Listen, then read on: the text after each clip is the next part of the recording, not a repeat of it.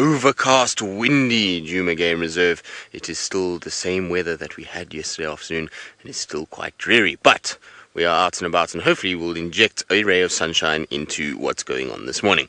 Now, my name is Tristan, and on camera today I've got VM the Wildebeest, and we are coming to you live from South Africa, which means that you can all interact with us, and you can ask any questions that you would like to, or if you just want to say hello from wherever you're watching, would also be nice, and you can do that via hashtag Safari Live on Twitter or on the YouTube chat.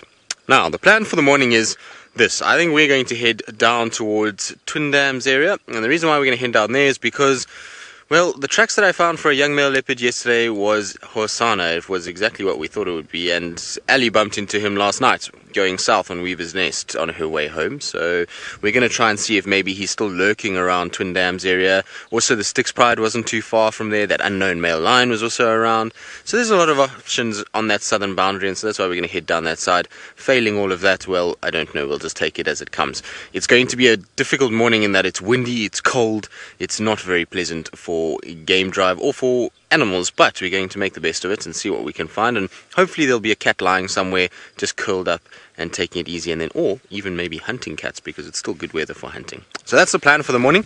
Hopefully we'll get it right. Now we're going to slowly meander our way down to Gari Dam first, and then from Gari Dam we'll head off towards Twin Dams from there. Now, Ali is out and about, and I mentioned her earlier, and maybe she can give us an update on how Hosanna was looking and what he was up to last night.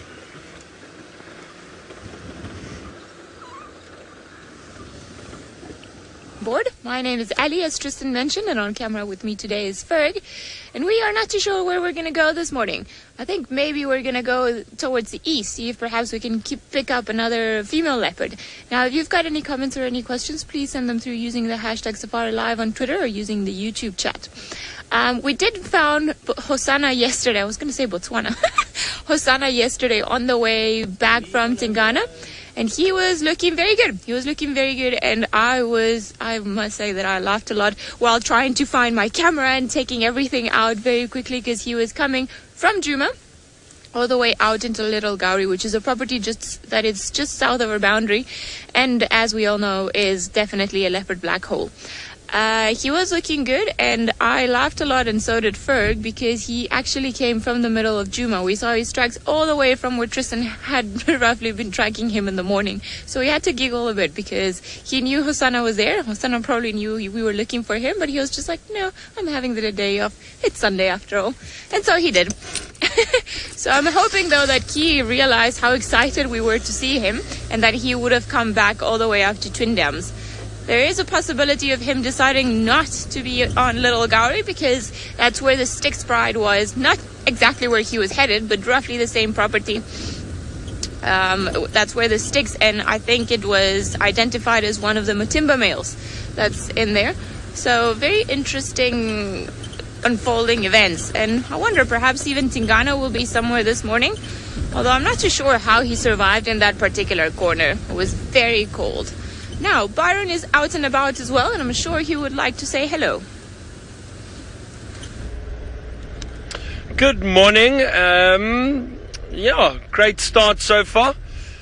Just a nice cool day, which is different. My name is Byron, and on camera with me is Senzo this morning. I'm trying to work out what our plan is. I know Tristan and Ali have both headed south, so I think I'm going to head west and check the western section a little bit towards the plains. Maybe there's quite a bit of activity out there. With these windy conditions, I'm assuming most of the animals are out in the clearings. So let's see what we can find this morning. Also trying to look for any any tracks of animals we might find. I'm not sure where that Unkuhuma Pride went yesterday. Perhaps we'll check the northern boundary to see if they cross into Buffelshoek. We did kind of lose them through a thick block yesterday, but right or close towards the end of show, so it wasn't too bad. Let's see some tracks here. Let me just have a look. It's possibly hyena. Yep, it is indeed hyena. I'm always fascinated and surprised to see how many hyena tracks there are around in the mornings. Just about every road has got a hyena track on them.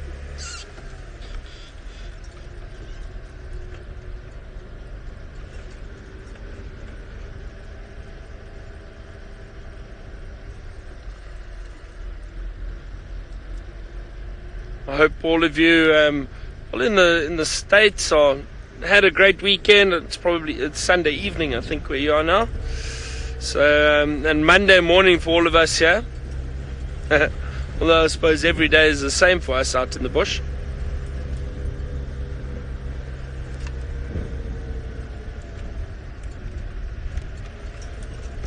So, as Louise is saying, no such thing as a Monday blues for us.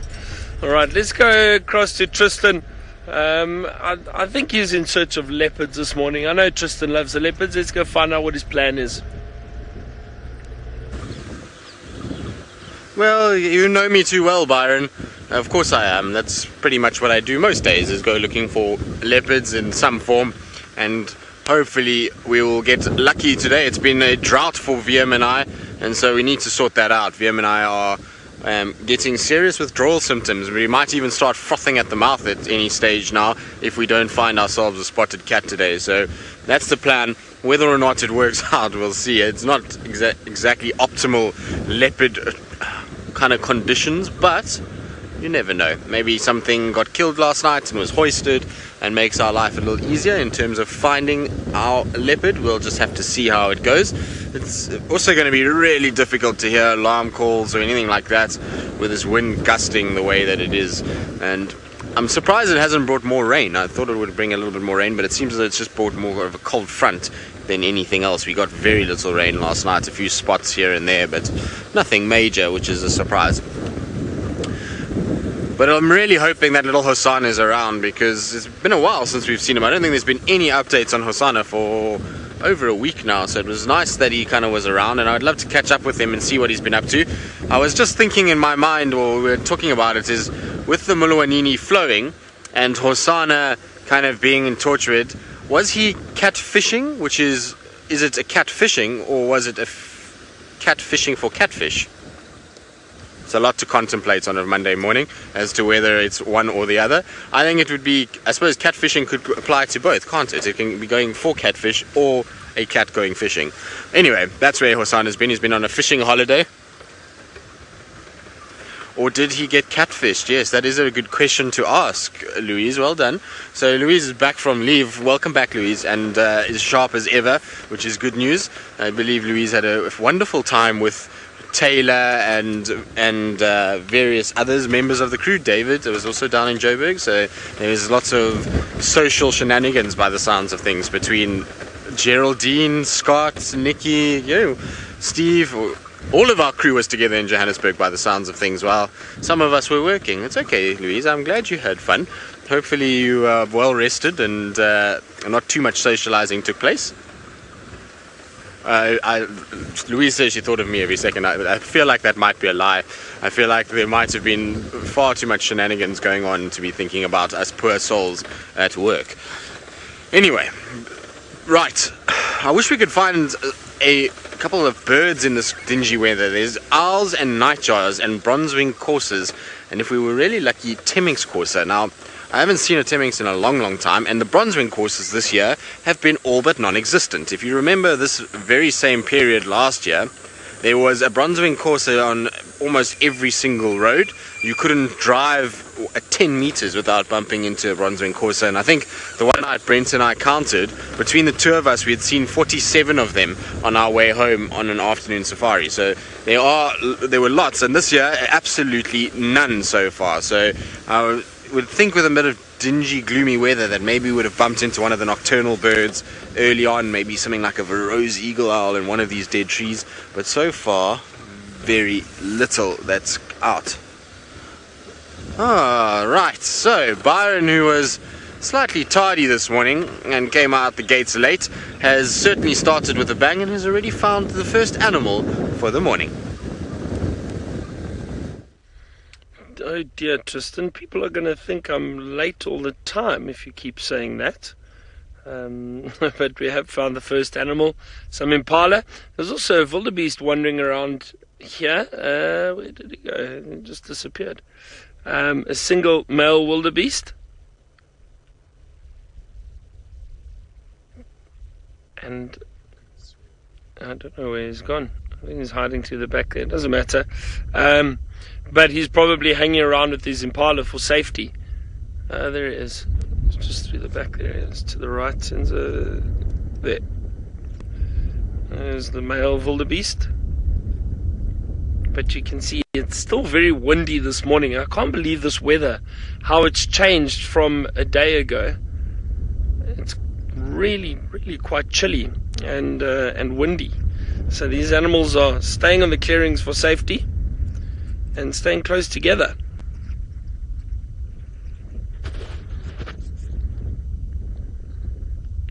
Now, I wonder if the lions managed to hunt something last night, because they were looking hungry and they were stalking. We witnessed them chasing some inyala. One lioness went around and tried to chase inyala towards the rest of the pride. But unfortunately, the inyala were too quick and, I think, clever for the lions, and they got away.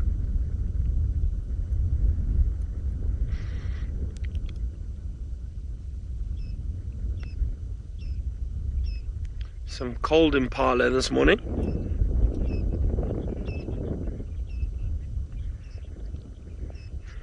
Kendra, you think we should find my spirit animal, the honey badger? Oh, that would be awesome. You never know, in cool weather like this, there may still be a honey badger or two active and walking around.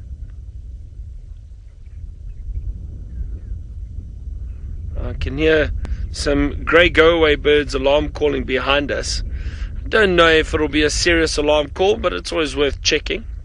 So I'm going to take a drive down there and see.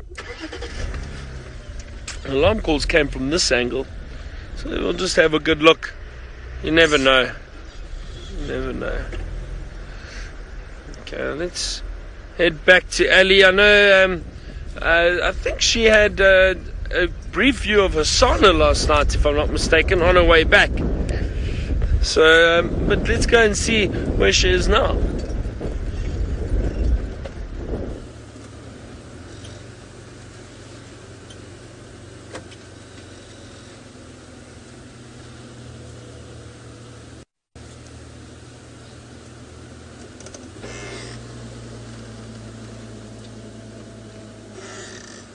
Oh dear, it sounds like Ali has some technical difficulties. Probably just signals she should be back soon. Not to worry, you can stay with us. While I'm driving, still checking the roads very carefully for any tracks. But I don't know, I doubt we'd find tracks of predators walking straight through the clearings and that, or in the open in weather like this. Probably prefer to stick to the thicker areas. Now Tristan has found one of my favourite animals, not the honey badger, the other one. Let's go have a look.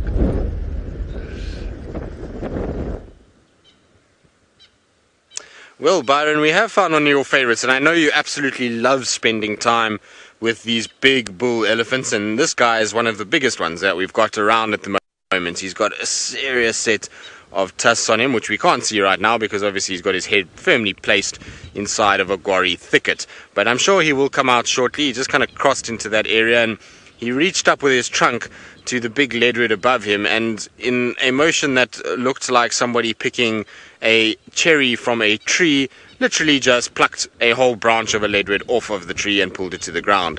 Now, if anybody knows about leadwoods, they'll know that that is one of the hardest woods that we have out here, and to break a leadwood branch is not very easy at all, except that this elephant made it look as though it was really like a little dry twig that was just broken off there. It's quite amazing, actually, the power that these big bulls possess, and it's because of the amount of strength that they've got in those heads and weight, especially in the head and shoulders area.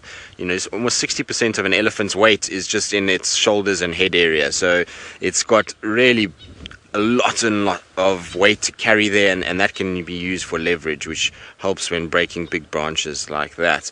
But You can see he's just kind of broken the branch, and with his foot he's pinning it, and then his trunk is going along.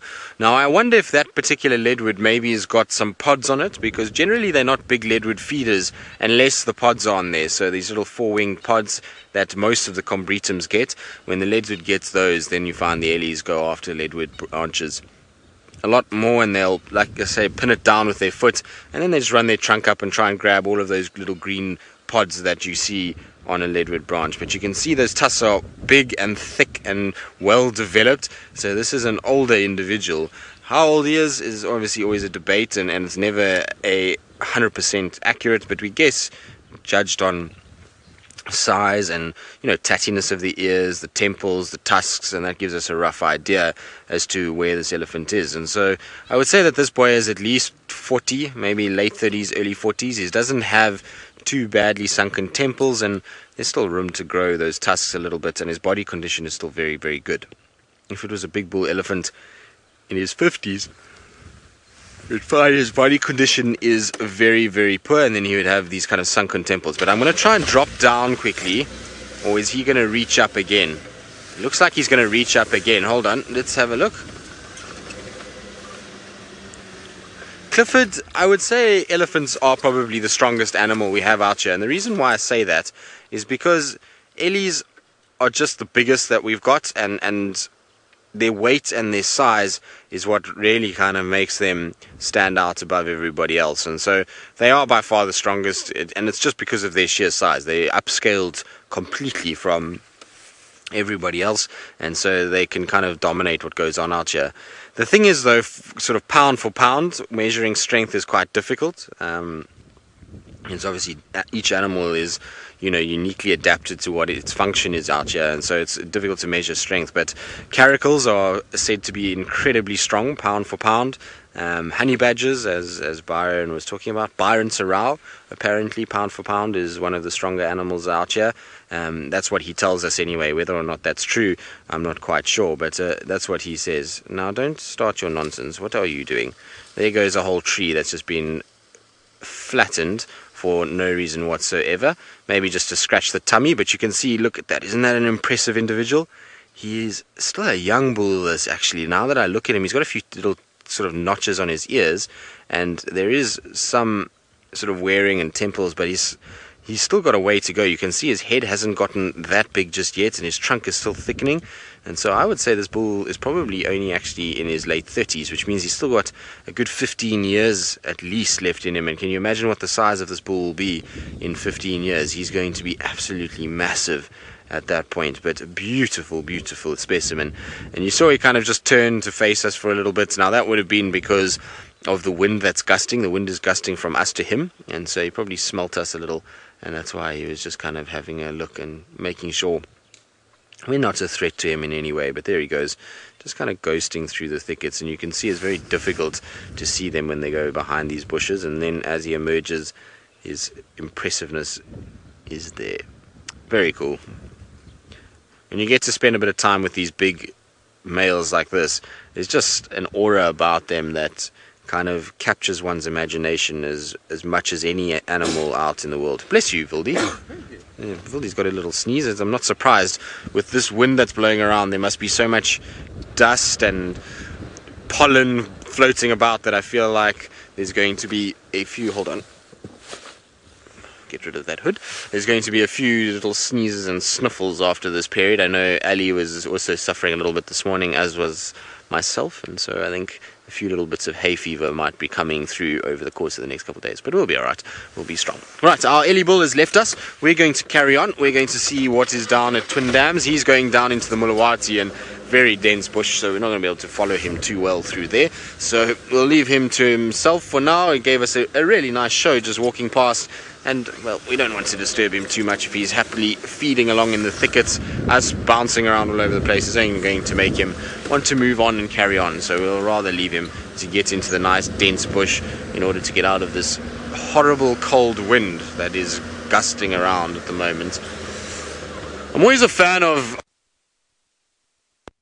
weather, but I mean, a change in temperature and a bit of rain, I'm not too impartial to that, but when it comes like this, then I'm definitely not a fan. I hate wind, and I hate cold wind coupled with rain. It's got to be the worst combination for a guide and for living out here. I absolutely do not enjoy it at all. Now, interestingly enough, there's something very cool here. Vim, can you see that there is a mushroom on the side of the road there? So there is a fungus that is there and a millipede that looks like it might be trying to eat that fungus. Now, millipedes do eat these fungus and mushrooms from time to time, and so you'll find them kind of curled up sometimes in these areas, feeding off the stalk and trying to eat it, which is pretty cool to see. So it's not something we see all the time, and it almost looks like that little millipede is taking shelter under the umbrella of the mushroom, but it's not actually. It will feed off that stalk area, and they'll kind of try and get some of the decomposed tissue that is on the edges of that mushroom. It's pretty cool to actually see it. It's not something you see every day. Very nice always when we get the little things as well as the big things. So from massive to tiny, very, very cool. Now, which mushroom that is, not quite sure. I'm not very good with mushrooms at all. I'm in fact actually very poor when it comes to identifying fungus. I am not afraid to admit it, but anyway, somebody who can identify them better than I can is Ali. So let's go across to her and find out what she's been up to and what her plans are for the rest of the morning. Well, we've been trying to find any animal for that matter, or perhaps any interesting plant species too, but it seems like maybe we didn't go on the right road. It's, as Tristan says, a little bit too cold this morning, and it almost feels like the winter. And the reason why I'm saying is because of the obvious drop in temperature. It's very similar. This is what it feels when we get a cold front in the winter time. We'll have a temperature drop, overcast weather, and then we'll get a little bit of a drizzle. I'm not too sure what's happening with the weather, but knowing how crazy the weather patterns have been all over the world lately, I wouldn't be surprised if there's a little bit of that, and perhaps this is our way of going out of summer. I don't know, I'm scared to say that because I'm not sure I can handle winter just yet. Now, not too many things around this particular road. We've seen the odd impala here and there far in the distance, but they seem to be frozen and very very happy to be tucked away. Impala are definitely one of the animals that we find more often at this time of the morning.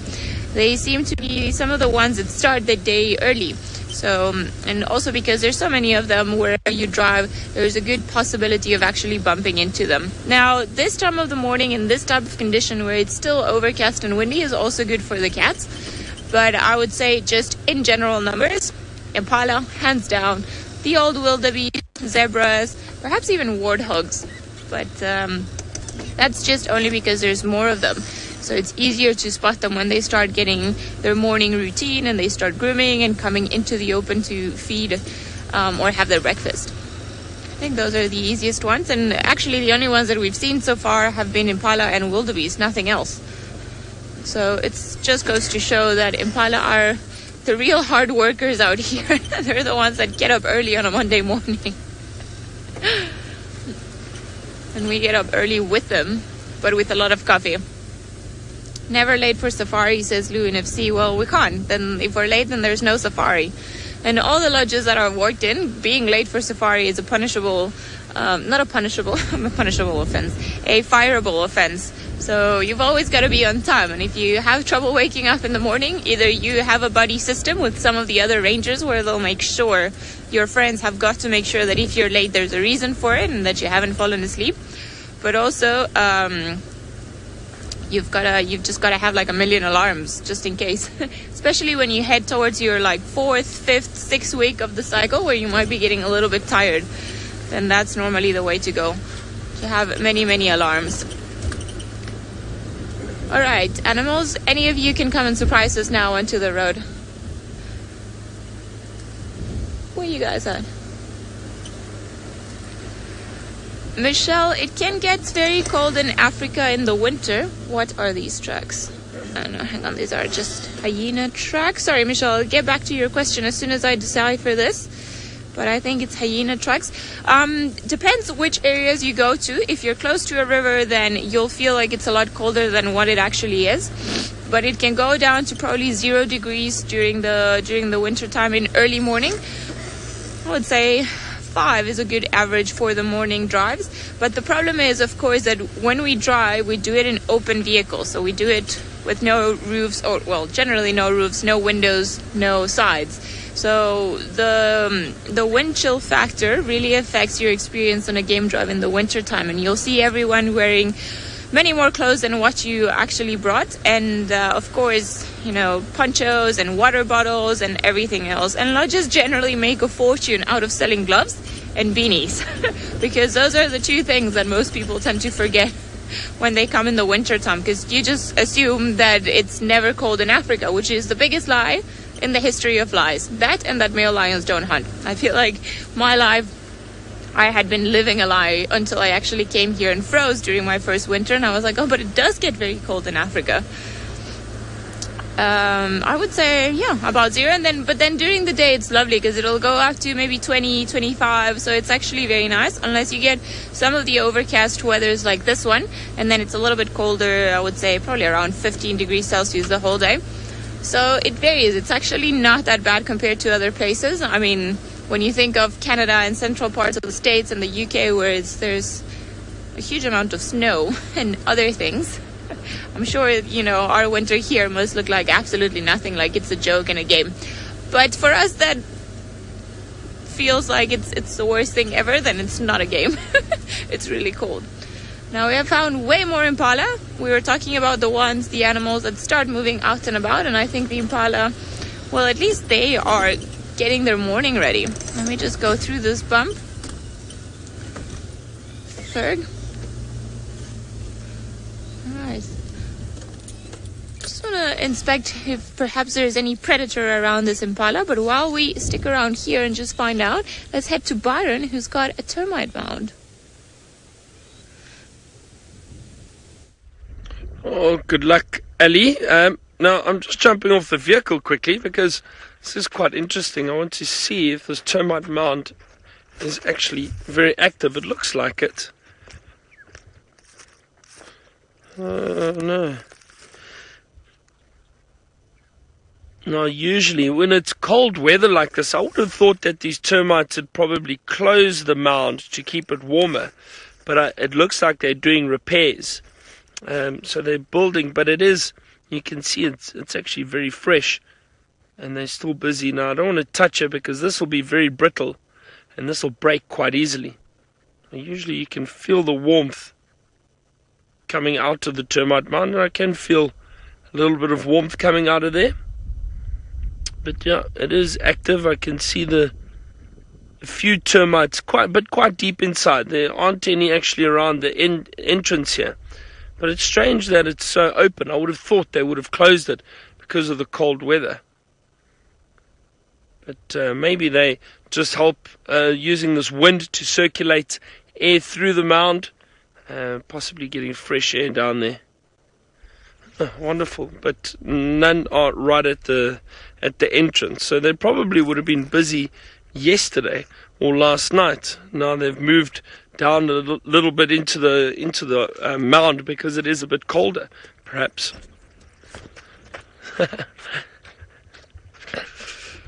All right. I don't know. This weather is tricky. I'm going to be making my way towards Chitwa, but this weather is difficult because with it cold, it's hard to find some of the animals, and with it being cold and windy. But you never know. I think maybe a little bit later we might have some luck and start finding some predators, possibly.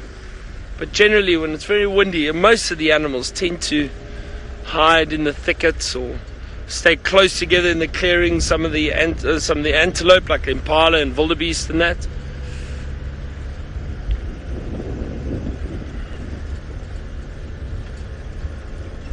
But I do enjoy this cold weather. It's really pleasant. Speaking of impala, it sounds like Tristan has managed to find some impala.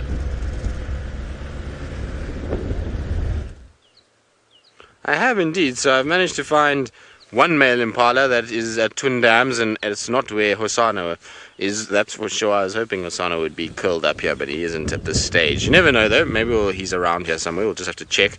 But this impala is being mobbed by oxpeckers. When we first got here, there was an oxpecker that was sitting right between its eyes and kind of blocking its field of view completely. It was quite funny actually to see, and the impala allowed it for a bit, and then soon it was said no, that's it, and shook its head and chased it. But look at how that oxpecker feeds. You see how it uses its beak to comb through that fur, and basically what it's looking for when it does that is it's looking for all these little pepper ticks, so the tiny little small ticks that we get, almost the tick larvae if you want to call it that, and that's how it's feeding off those. So it can eat 3,000 to 4,000 of those little larvae in a day, which is obviously a lot of food for a bird, and also very, very good for things like impalas because they get cleaned out. So the oxpeckers are doing a fantastic job, and that's maybe why this impala is just so chilled about it. It's like, well, you know what, it's keeping me clean, I might as well just enjoy what's going on, enjoy the combing that's happening.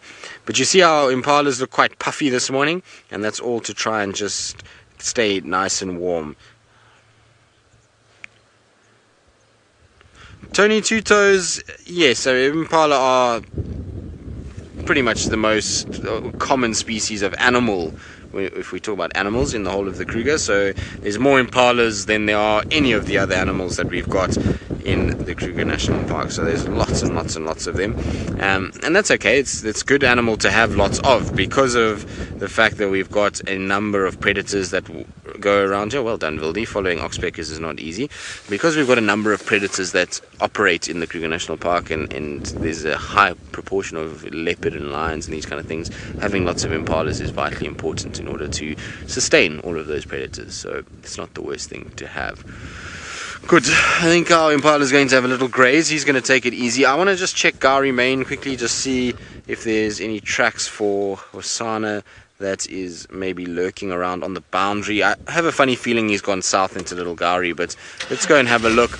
And I also want to check if maybe that male lion for some reason was evicted and pushed north onto our side, so we can try and get a positive confirmation as to who exactly is, whether or not it is the Ginger Matimba or if it is a newer, younger interloper that has come through. It will be interesting to know, because one is very old and one is very young, so there's a vast difference between the two of them, and something that, you know, hopefully we'll be able to establish exactly who it is. No Hosana hiding in the bushes over there. No. Hosana is one that likes to do the same as Tamba. They both like to kind of get into a little thicket when it's cold like this, and then they curl up into these tight little balls, and then they lie in there, and you kind of have to look very carefully when you drive past. And we also have to look a lot more carefully because we've got a situation where grass is growing a lot more, and so you've got to kind of look into the grass these days rather than just scan around. It's much harder to spot our cats than it was a few weeks ago, that's for sure. Now this little road is not often driven, so it's a good one just to check. It's a sneaky little kind of link to Gari Main, and so I like driving it just from a point of view that sometimes our leopards cross here more than they actually do at Twin Dams, and you miss the tracks completely because you never come really checking this area. I know Tundi often uses this, Shadows used this, Hukamuri the other day used this road, so you know, it's a good place to check, and especially if you're just looking for a few tracks to see if there's been any movement in and out. Nothing here. Good, so I'm going to look inside the Mulawati quickly. While I do that, let's send you back across to Ali. Not sure where she is, but hopefully she's having some luck with something along the way. Well, we are having some luck and making a little bit of fun of because, well, maybe he crossed back again and then crossed back. Only Impala at Sydney's Dam. Alright, seems like we got a mini tech issue, but we are at Sydney's Dam now. We just wanted to come and see if perhaps the lions had done this with iron now. Come back to the eastern side, and perhaps we're going to go follow up on the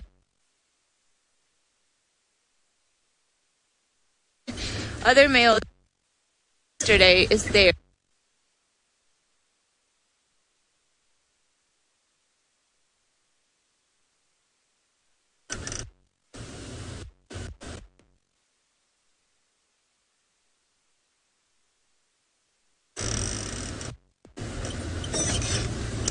Alright, seems like we are going through a bit of a patchy area, so let's head back to Byron.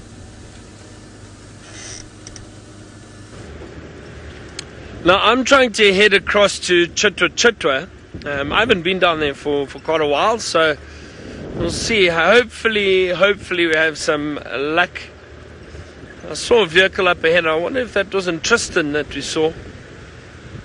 I'm not sure, because I think he was in this area around Twin Dams.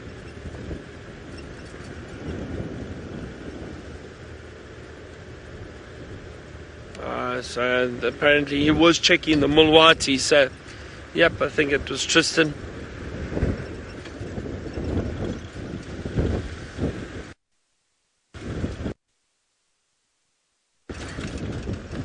Well, this wind is really making it difficult for us this morning. Well, that's my excuse, is the wind. I wonder if Ellie and Tristan have an excuse for this morning.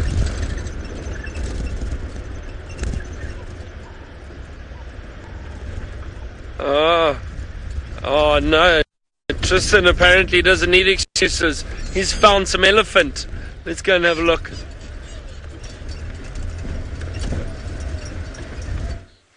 Indeed, Byron, no excuses this morning. You've just got to be better, as Kirsty would tell us. And we don't have one elephant, we have a whole herd here, so there's a number of them that are all around us. It looks like possibly maybe, I would say at least 10, 15 of them that are moving through the bush. So there's a big female that almost looks like she's falling asleep on the road.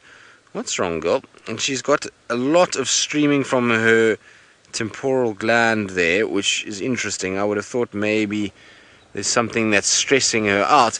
I suppose the wind could stress her a little bit. There's lots of gusting happening, and that could be an indication that she's maybe just a little bit kind of nervous of what's going on. There comes a young bull that's moving through the thicket, and there was a couple others that were right next to us at one point, and so I think there's a grouping of them that are kind of moving southwards at the moment. I wonder if it's maybe... Can you hear? There's another one around the corner. So let's go and quickly investigate why they're shouting. Maybe the Sticks Pride, because they were straight south from where we are right now last night, and that male with that kill. So maybe the scent of the sticks is blowing this way, or it could be that there is a car on the other side that's causing them to be getting a little feisty. Can't see nicely around this corner, but yes, there's a vehicle. So that's probably why they are trumpeting, is because of a car that is coming down the road. There goes one that's bouncing along. Whichever this car did, there is definitely a very unhappy elephant that is moving towards that area. Now, there is a whole bunch of them coming through, so they're all about to come across the road. Here comes another female, a whole bunch of youngsters. So there's a lot more elephants than you first thought, I'm sure. They kind of just start appearing, don't they? They come out in their masses when there's a situation like this. So you find all of a sudden there's a whole bunch here. There we go. Lots and lots of little babies also going across the road. It's all happening. Hey guys. You can see the bull is kind of just standing, watching over what's going on, allowing all the females and young ones to pass and making sure we're not getting close to his ladies. There we go. Off you guys go. Well, if the lions aren't around here, they're about to get chased, because these elephants are heading straight there. Costa, how many different herds of elephants on Djuma? Difficult to say. It's always different every day. There's a lot more that goes on, and a lot more situations where Byron's going to hit the back of my car and think that he's clever. Hello Byron, I can see you behind me. So there's Byron. The brakes. The brakes. Okay, sorry Byron. Byron says the brakes are not working, but I know what he's up to. I know his tricks and his games. He does these things all the time. He thinks that he's going to push us around, but we just put the brake on and we didn't go anywhere, as you saw. But in terms of the elephants' numbers in Kruger, in Sabi stands, it's difficult. They're in and out all the time, lots of transient movement between herds, and so it's difficult to get an exact estimate for every single day. Some days there's going to be more than others, especially now with the marula season. There's going to be a lot more elephants around than there were a few weeks ago before the maroolers came out. So it just depends on the time of the day and depends on when, you know, the elephants are, or what the elephants are feeding on, as to whether or not they're going to spend much time in this section. Now, our Ellies have disappeared over the road. I don't think they really appreciated the white car very much at all, and they've all kind of disappeared in this thicket on the right hand side. So we're going to carry on. Also, we want to get away from Byron because, well, Byron is going to just cause shenanigans behind us the whole time. So it's going to be better if I just carry on and move away from where he is. Now, I wonder where Byron wants to head as well. I'll have to get hold of him on the radio at some point and find out what his plan is. Oh, he wants to go to Chitwa, does he? Okay, Louise, I'll soon be out of his way and he can go on to Chitwa. Well, Ellie is still upset about something, so we'll see how that goes. Now, there's another vehicle. This is the busiest road in the world this morning. I feel like I'm being caged and it's claustrophobic as action is happening here. There's kind of just people everywhere and it feels like there's too many, so I'm going to try and get off this road sooner rather than later because I'm not a huge fan of lots of people. Right, now while I try and find a way out of this mess of vehicles, I'm going to send you across to Ali, find out where she is and whether or not she's having a lot quieter time than what we are. Well, we had some luck, but it was unexpected luck, if I can call it that way. So, while we were very close to Sydney's Dam, we had 3 hyenas that were coming, and it looked like one of the adult females and then a youngster and maybe an intermediate or a young adult.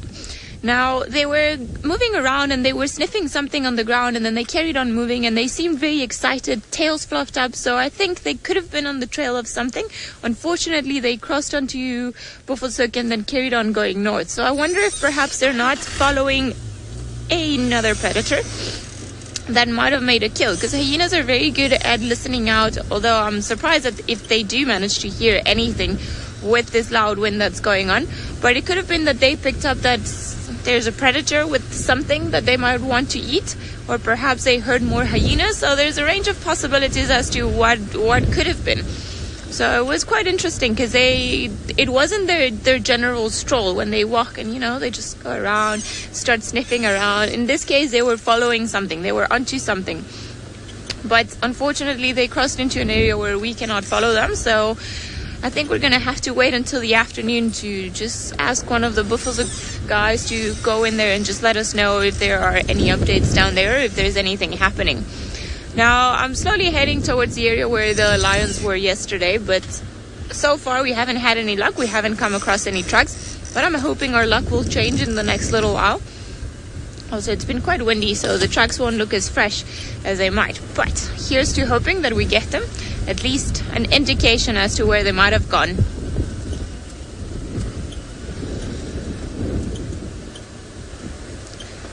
Lemon eye drops. The changing weather can, the weather like this, for example, when all of a sudden it goes very windy, very cold, tends to be good for predators to catch some of their prey. Now, often you'll find that leopards are quite successful because the wind starts swirling, the animals cannot hear very well, scents are taken away, and they almost can sneak up onto certain prey species a little bit better. Now, on the other hand, this weather also makes the prey species a little bit more nervous, so they tend to be a little bit more on alert as well, just because they cannot hear that well, they cannot smell that well, and in general, the wind is quite annoying, if I can add that as a personal note. So we see this morning we haven't been seeing as many animals, especially not as many impala or as many creatures out and about coming onto the open areas and enjoying the food. They've all stayed tucked in the bushes, just a little bit far away from everything. So obviously they're cold and then they look for shelter. There's a baby duiker. Don't run. No, it ran. There was a baby duiker about this big, so about half the size of a real big duiker, but it was very cute, and it was also in the long grass. But as soon as it saw us, then it ran away. That was very cute. Right, and as I was saying, then in these windy conditions, sometimes it can be a little bit harder to find certain animals just because, well, they don't want to be out and about. It's being out in the wind is obviously going to make them burn more calories because they have to try and stay warm or keep a certain body temperature so that they don't get cold. So the easiest way to prevent themselves from getting cold is just getting tucked in or being tucked in areas where the wind is not blowing as hard, which is not always a spot where we can see from the road. Now I'm hoping that some of these will be lion trucks in front of us. Doesn't seem like that is the case though. Alright, we're gonna carry on looking on this road. Maybe we'll get lucky, and if not, then there are plenty of other roads for us to start to carry on looking, seeing where these lions might have gone. Although I remember saying, oh, hello elephant. Hey, stand still. We want to have a look at you. Alrighty, we're almost there. There, Ferg, is that good for you? Now there's a big elephant bull.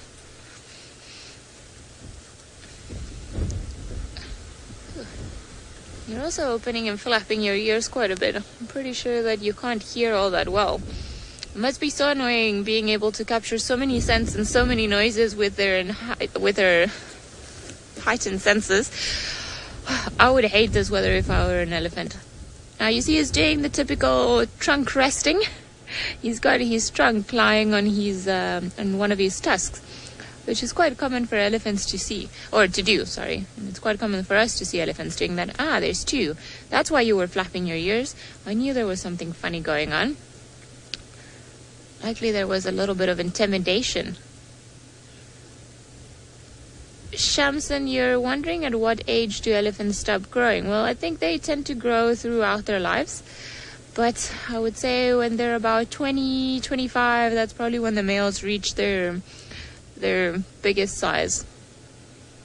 Or at least their maturity. I shouldn't say their biggest size.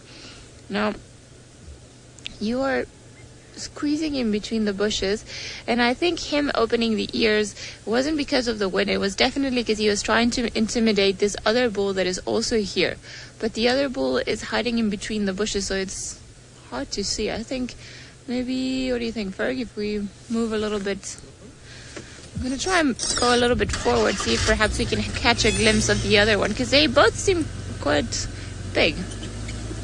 There we go. I think that's probably better. Now, the second one is to the left, and it's just that big gray mass that you can barely see through the bushes. But it seems like, have you guys calmed down? Are you going to start pushing each other around? Because there was some... Ooh, maybe this is not another male. Maybe this is some elephant sexy time.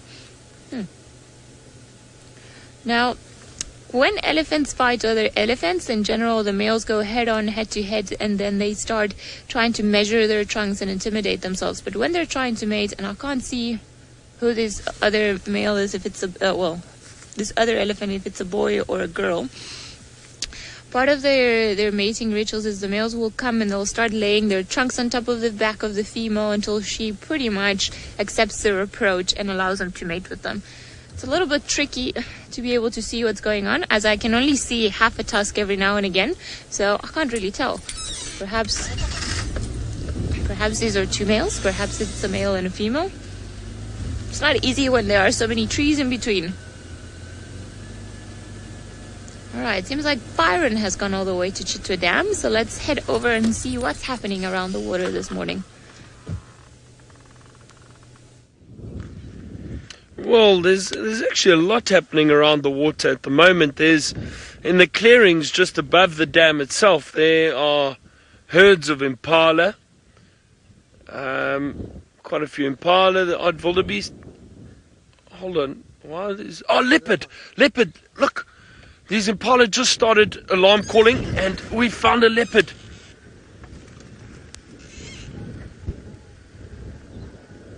Let's see now, I wonder if this is perhaps Tingana, because he was in this area yesterday, not too far. Wow, what a surprise, perfect timing.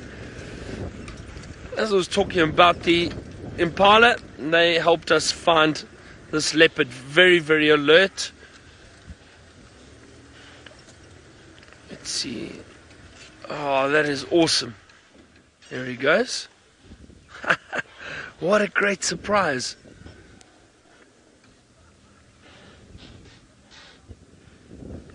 So as I was saying, there's so many animals in the clearings, and that helps them see a potential predator. Now, what I'd like to show you is just have a look here. Hold on. Let me just reposition. I want you to see the behavior of the impala and the wildebeest. Have a look at that off to my right. All snorting, and look how they're running towards the leopard. They've actually come closer. Now, the reason for that is they want to keep an eye on him. They do not want to allow this leopard the element of surprise. So they all run a lot closer. Keep an eye on him. And you can probably hear the snorting at the moment. So I'm going to keep quiet for a second.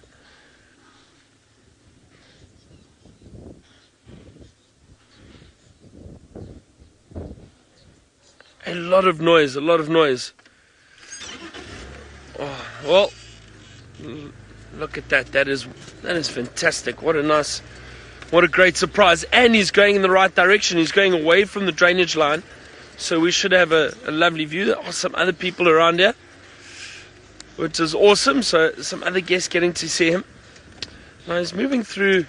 He's just trying to, I think, stay on the edge of the thicket line. Just try and keep away from these impala as much as possible, but I mean, you can hear them. They are going wild at the moment. Those alarm calls, all to try and get that leopard to move away.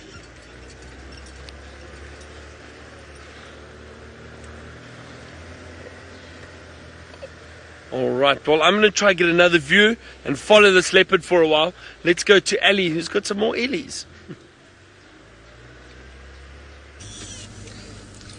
We do have another view, and it is two boys, two males, so there was no ill intentions before, and I think perhaps just some contact to reinforce good relationships, and that was about it. Now, they destroyed one of the trees not too far from here, so I want to see if maybe he's going to try and stretch his trunk, and I'll grab one of the branches all the way up, because it is quite something when they do that, because it just shows how long their trunks are. But I think, of course, now that we're watching him, perhaps he's feeling a little bit self-conscious. You can see all the little black birds flying around. Those are the fork-tailed drungos. Very clever little birds. They're always finding themselves in trouble. But when big animals like the elephants, buffalo, rhino move around in the thick bush like this, they always like to follow them, because as they walk, they disturb other creatures that are around, a lot of insects, so it's obviously easier for them to catch the breakfast like that. All they have to do is trail these big animals, and they'll be able to find some food. Alrighty, now we've got the two elephants here, and I wonder if one of them is going to try and reach for the branches. Gary, yes, elephants can get cold. All of the mammals, they feel the cold like we do. So for some of them, it'll be at a different level, as not all of our body temperatures are the same. Oh, cold as in get the flu. Yeah, I'm pretty sure as well that they can get the flu if they get a little bit too cold. And it's funny because I was talking about it the other day, and I've seen, and I think it was Tristan that was mentioning, when he used to work in the David Sheldrick Wildlife Trust all the way up in Kenya, one of the things that you have to be very careful with little baby elephants when they come is not only for them getting a cold, but then a lot of them unfortunately even die of pneumonia, because they get obviously very stressed, and that lowers their defenses. But if it's cold, then it's a problem, because it affects them in ways that are sometimes irreparable. So yes, they can definitely get the cold, and they can get pneumonia and other diseases as well. That's part of the reason why they also have so many blankets on them. I don't know if you've seen any time when they rehabilitate elephants, the babies always have blankets on top of them, not only to protect their skin from the sun, as they also apply sunscreen onto them, but to protect them from the coldness. Hello, you are quite an older one, aren't you? You can see that sunken temple. We're in the presence of a very old individual. Sometimes the temples also sunk in when they haven't been feeding much or when there hasn't been that much food availability. But in this case, it's pretty obvious that there's plenty of very good food to eat. There's lots of things for them to choose from. So I think it just shows that we are, as I said, in the presence of an older elephant. Perhaps that's why you're so relaxed.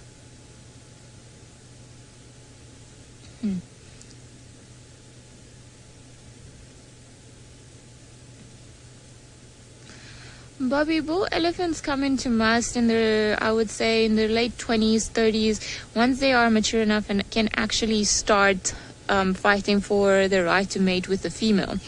Sometimes it might take them more than that, and they only be able to mate, I would say, average in their 30s or so.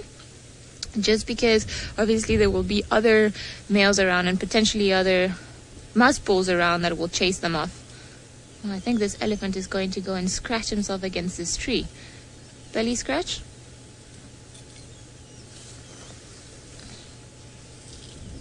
Hello, bull elephant.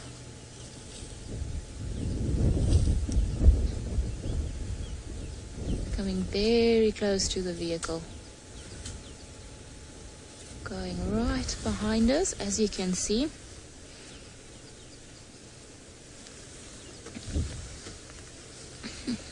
Perhaps this tree over here tastes better. Now, it's always great to have big bull elephants around because often they've been in this area so long and they've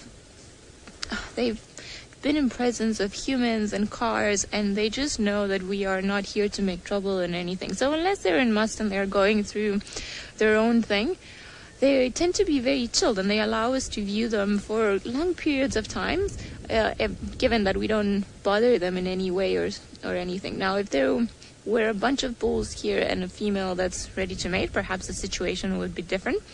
If one of these two bulls were in must, then the situation again would be different. But the fact that he's so chilled and he's decided to approach us and then move there, I think it's always quite special when we get that type of opportunity. I don't know if we move, if we're actually going to get a better view. But what is interesting is the younger bull has got bigger tusks than the older one. Right, we are going to try and reposition, see if we can find another better view. But while we do that, let's head over to Tristan and find out how the leopard search is going. Well, my leopard search is not going very well at all. I've yet to find a single sign of any leopard around. I have no idea where Thandi is, actually, to be honest. We've scouring these eastern blocks trying to find some sign of her, but there's nothing. We're driving now on Chitwa cut line, just checking the road carefully, and I can't find any tracks of her going in and out. So I'm not sure where she is. I don't even know. She might be on Little Gari, she might be on Torchwood. It's difficult to say, but she's definitely not on our side at the moment that I can see. Right. Now, while I think about where else I can check and what else I can do to try and find the elusive Thandi, let's send you back across to Byron, who, well, has found what we are looking for and has a better view of Tingana. Well, yep. He's moving through some thick bush at the moment, though. But we're going to get another view of him soon. I think he's going to come out towards this road. Let's have a look.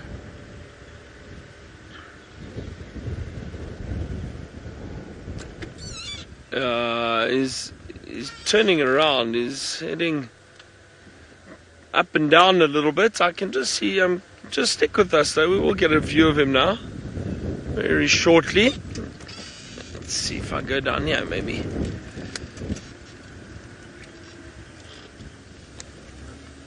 As I said, there are some obviously guests around here too that are on safari, so this is very exciting for them too. Let's see which way he's gone.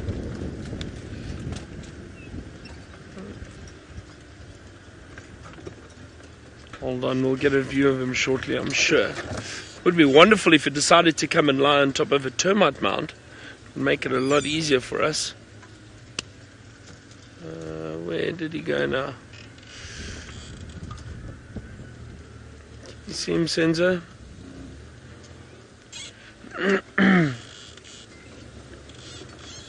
No, he's coming. I see him. He's behind that vehicle.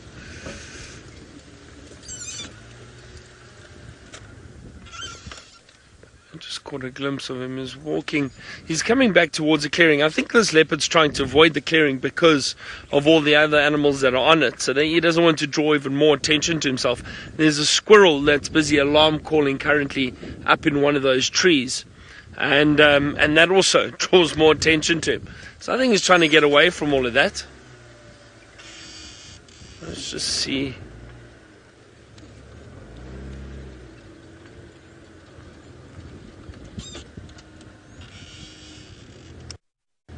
Oh, Robin, mortality rate of leopards in this area, that's quite difficult. I don't think it's very high. Generally, the leopards do quite well, and they are fairly successful. However, Robin, the thing is, I suppose the mortality rate is increased in cubs. So, and the reason for that is because females perhaps are unable to raise more than 1 or 2 cubs. I've seen leopards that have given birth to 3 cubs, but usually they don't all survive, which is it's I suppose it's a given. It's understandable because, hold on, we can get a nice view of him. It's understandable. There we go. Sensei, is that all right? Yeah, that's a lovely view. Look, standing, having a look around. So, Robin, the thing is, it's difficult for a single female to raise 3 cubs. Oh, beautiful. I'm just going to reverse slightly. Hold on. Just a little bit. And you'll get a beautiful view through there, I think, Senzo. How's that? Wonderful. Robin, the thing is, as I was saying, the female raising cubs, it's very difficult. So 2 or 3 cubs is not always that common, but it can occur. I think with adults, unless it's males that, I'm trying to think, unless males that are fighting for territory, that may kill each other, but that also doesn't happen often. Usually in a fight, a leopard just gets pushed out. It doesn't really kill the other one.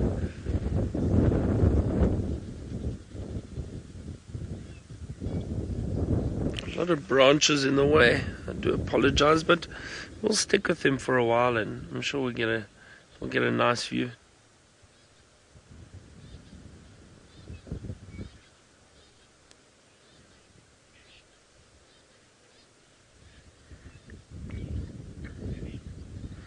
The canine nutritionist.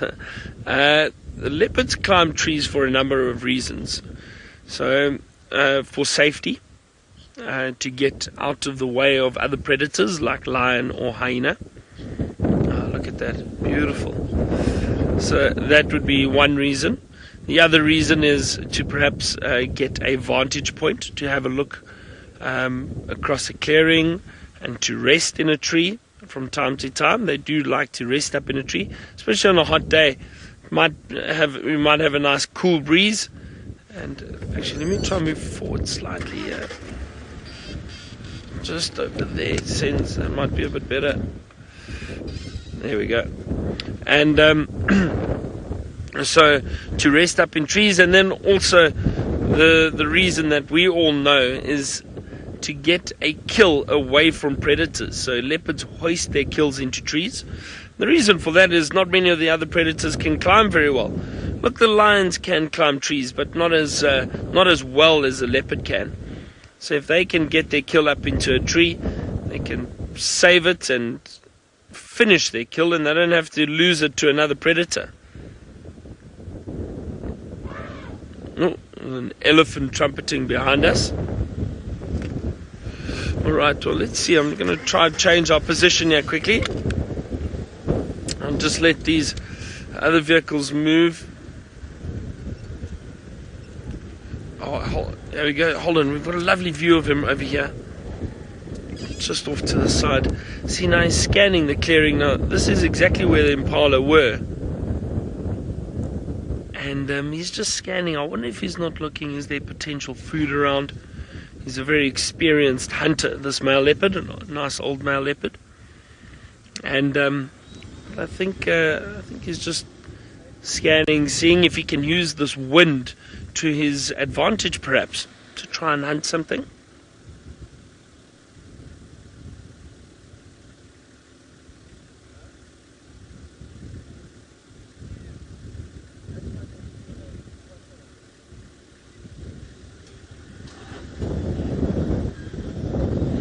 Paula, you know what, it doesn't happen often that leopards go after fish or terrapins, but they do, and especially in times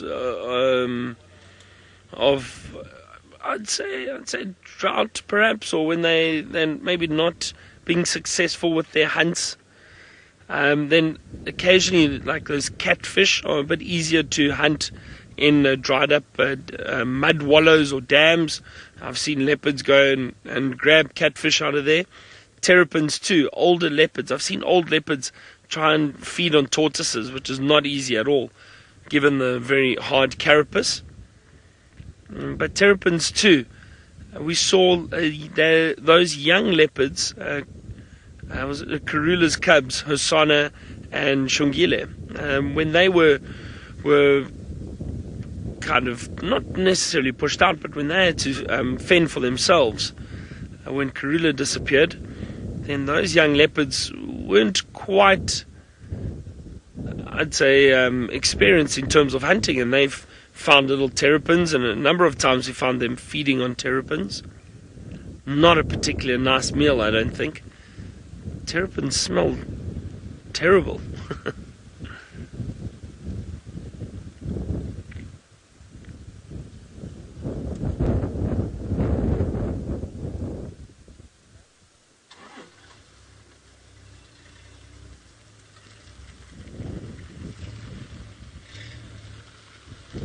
Well, this really is a great surprise to see.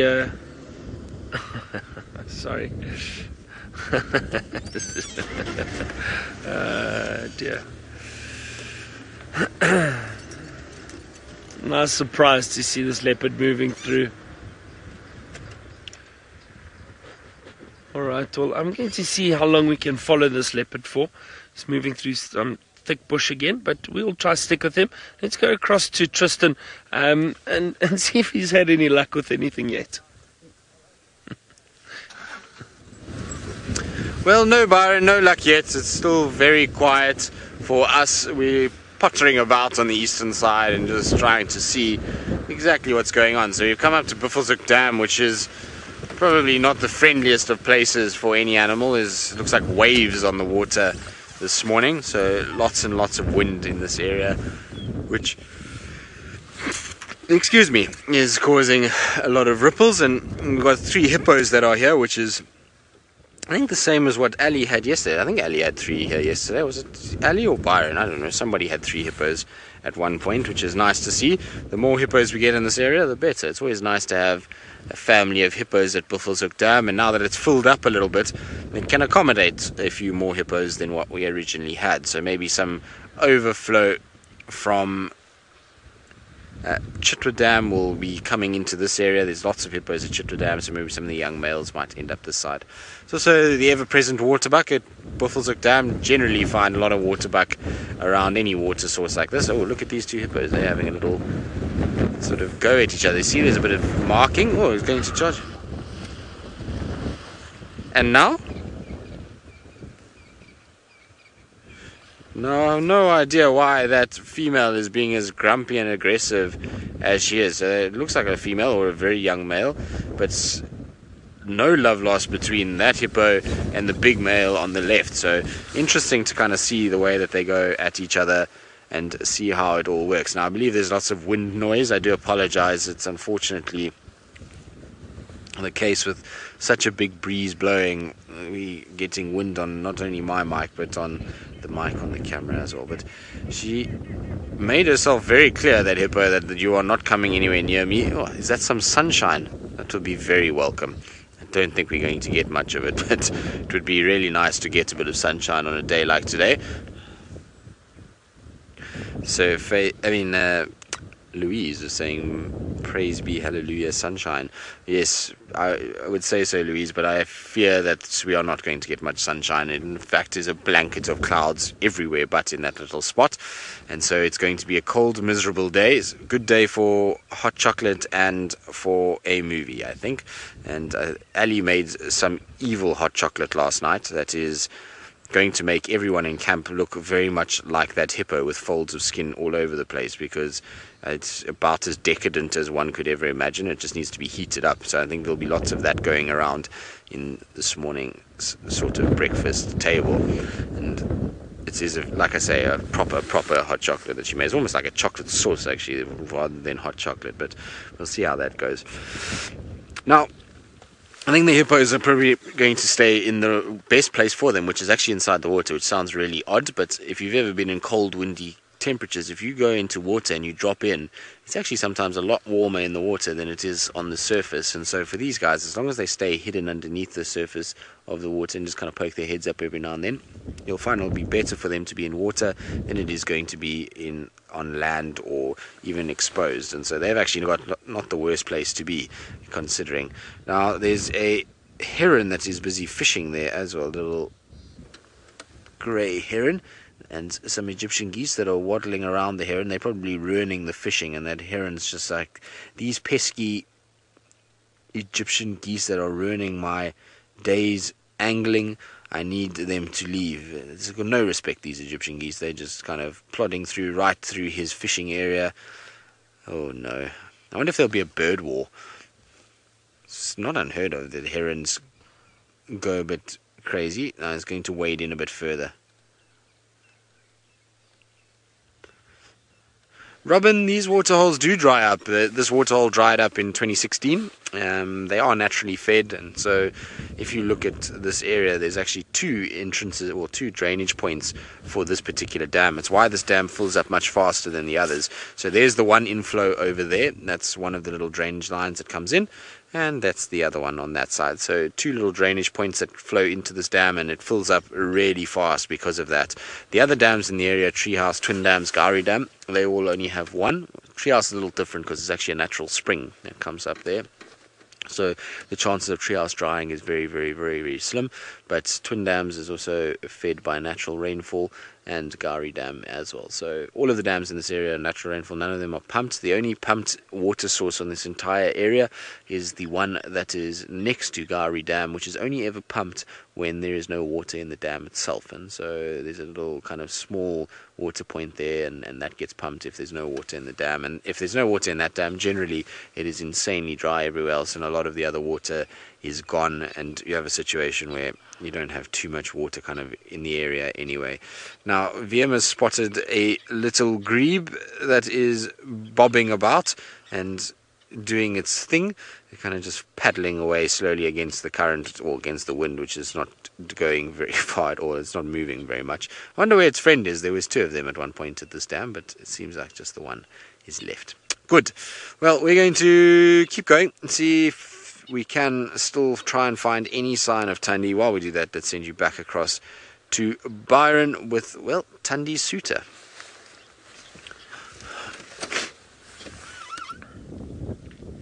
Yep. We've got a lovely view of this male now. He's lying right on top of a termite mound, and it's really interesting and quite, I suppose it makes sense though, but the amount of times we see leopards lying on top of termite mounds, and watch how he's scanning. He's looking straight at us now. Isn't that wonderful? And he's just scanning. It's nice and cool, so this leopard is still going to be active, I think, for quite some time. Move around, potentially look for some food.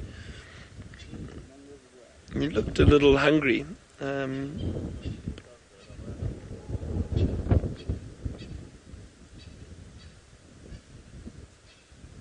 So Starlight, now I'm not sure, this is the first time I've seen Tingana on this trip of mine, so we'd have to ask Tristan and Ali, who saw him more recently, if he has been scent marking.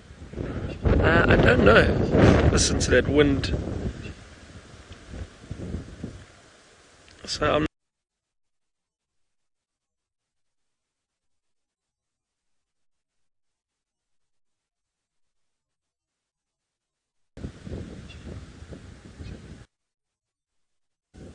some elephant trumpeting in the background, quite far. Maybe it's just a young elephant potentially wanting milk from its mother. Often those youngsters get quite upset if their mother doesn't allow them to suckle. I think that's what that sound was. One or two Franklins alarm calling at this leopard, just behind him.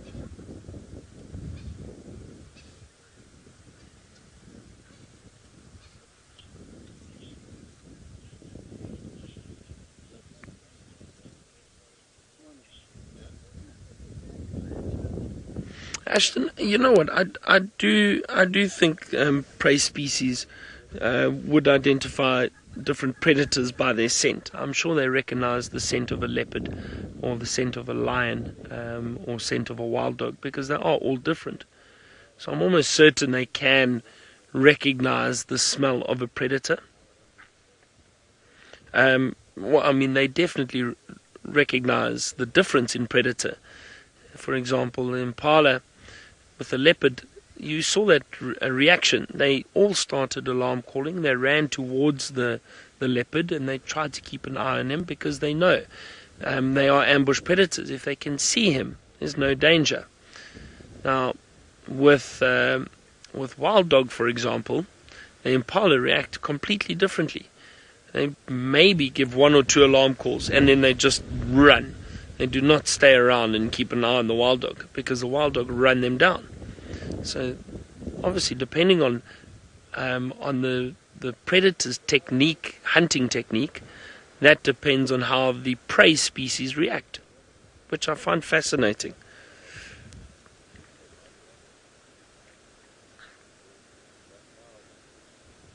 It looks like he's got quite a few ticks on him at the moment, unfortunately.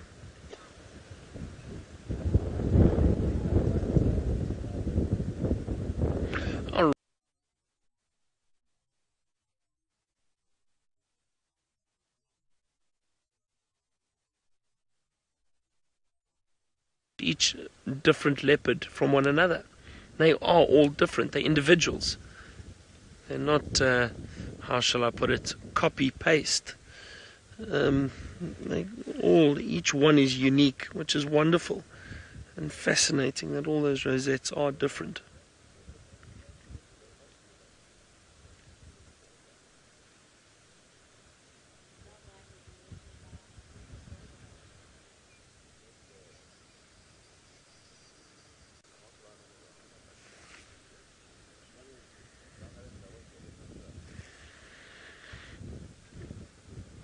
I'm so glad we're in a wonderful position now. It's nice and open. We've got a clear view of this leopard. I'm glad we decided to come down to Chitwa this morning to see what we could potentially find. And I didn't think it would be that easy. As we arrived, we were chatting about the impala and they alarmed at the leopard.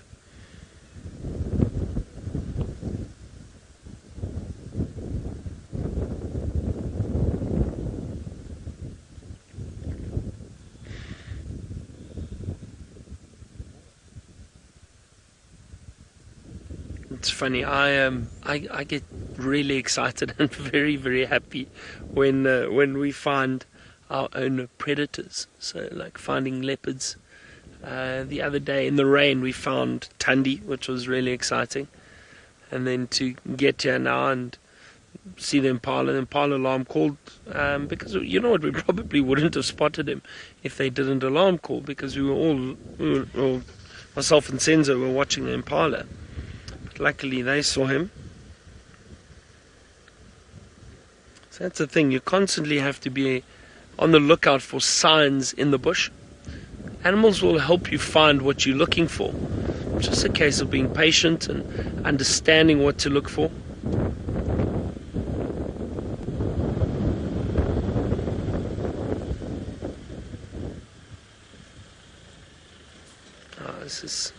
This This is a photographer's dream, I think, with this leopard being out in the open.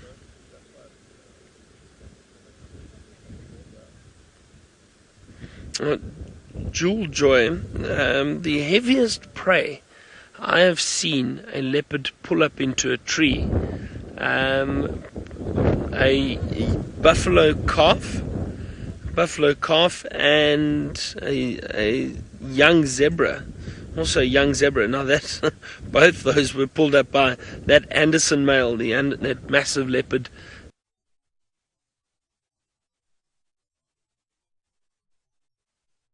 Yeah.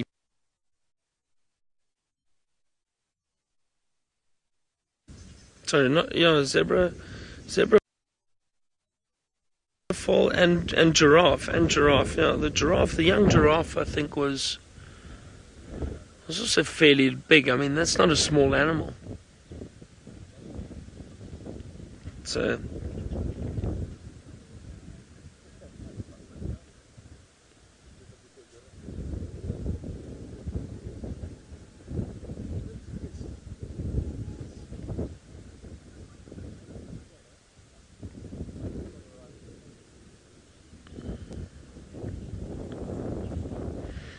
I'm going to try to stay with Tingana for a little while longer. I know there are other people that might want to get to see this leopard, but let's go across to Ali and just to see how her morning's going.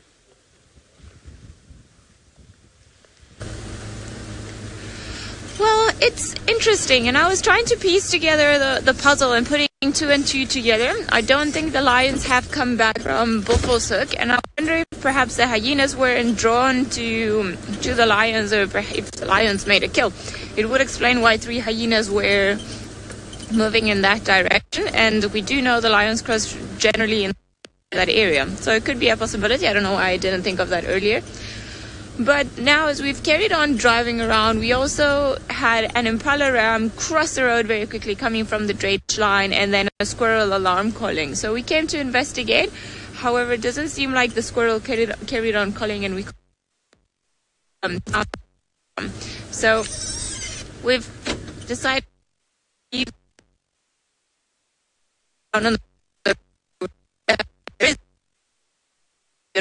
will be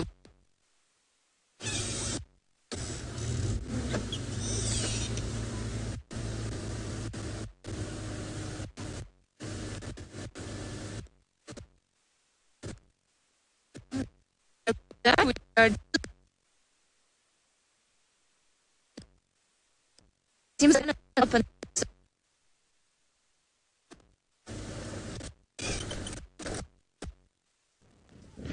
Now have a look. There's a herd of impala, but they are kind of skittish, and Tingana is watching them very, very closely, but they're running through. It's almost as if they can sense that there is a predator. They didn't see him because they didn't stop to alarm call at him. I think they just ran through a bit too quickly. And unfortunately, he was on this termite mound. It's very open around him, so the chances of him actually stalking and trying to get one, very, very slim. Unless he was lying in the thicket there, then he would have probably had a chance.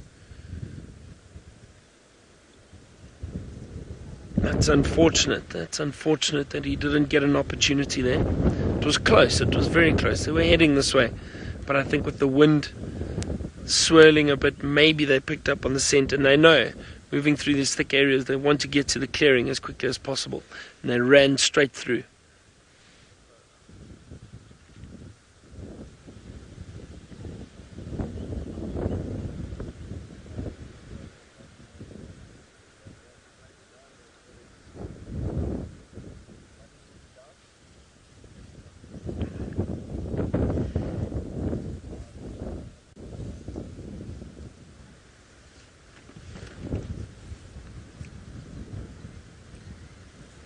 I just want to see. I think there are a few other vehicles that want to come through, so I might make space for them. We've had a lovely view, and what we can do is just see maybe later, once everyone else has seen this leopard, then we can always try come back and get a last view, and also try this afternoon.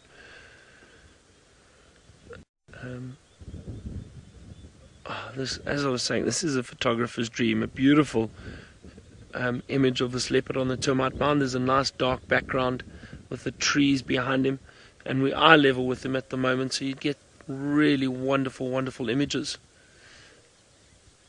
And I left my camera back at camp. Can you believe it? That's okay. It's okay.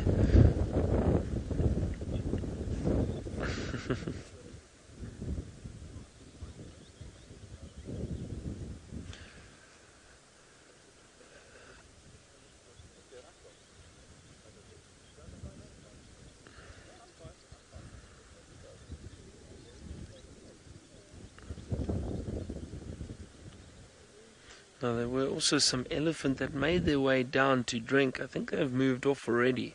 Small herd of elephant. So there's so much going on here down at the dam.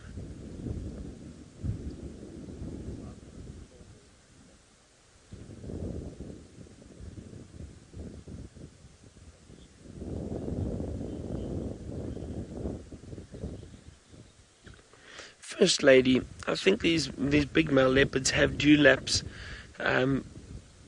Mainly to protect the neck, probably. There's a bit of loose skin around there and a bit of fat to protect the neck and the head from fights when they do fight with one another. But also there's a lot of muscle around that neck area and the shoulders and the head. It's a large part of the leopard. It's potentially also to make them look a little bit bigger, so that they're able to defend their territory against other males. Often it's a show more than an actual fight. Salivating, growling, baring teeth, posturing, try and get the other leopard, whoever is challenging him, to try and move away.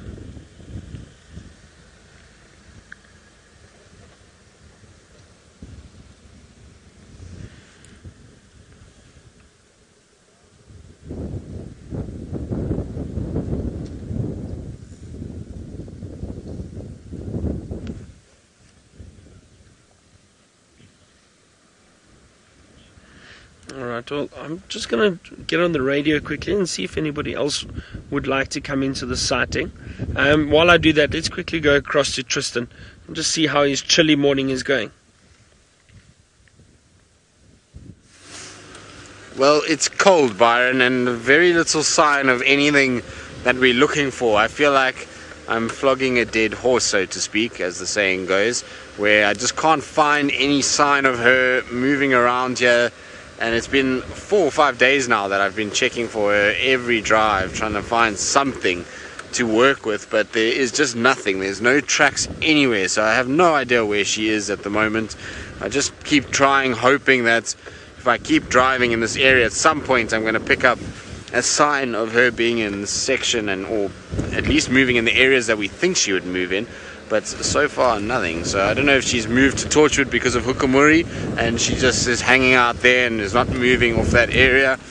It's very possible. It's also, conditions have been perfect for a female like Tundi to be hunting and to have multiple kills in quick space of time. We know that she's capable of it, so I don't know, difficult. I'm not really sure actually where to even check from here.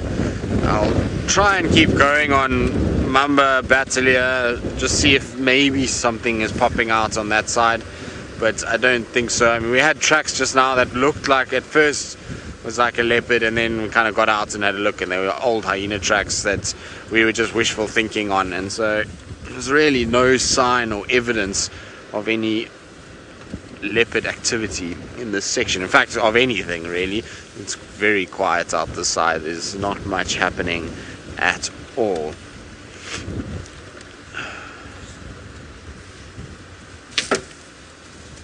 So Justin, leopards would love to avoid lions mostly.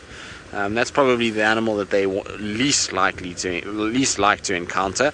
Lions are a pain in their bum. Not only do they steal their food, but they are incredibly dangerous to a leopard. So leopards will try and avoid lions as much as possible. Wild dogs are not great for a leopard either. Big packs of wild dogs will chase leopards around all over the show. I mean, there's been the odd leopard that's kind of, you know, given a bit of the dogs their own medicine and grabbed a dog here and there, but generally The wild dogs bully leopards quite a bit, and so you find leopards trying to avoid them.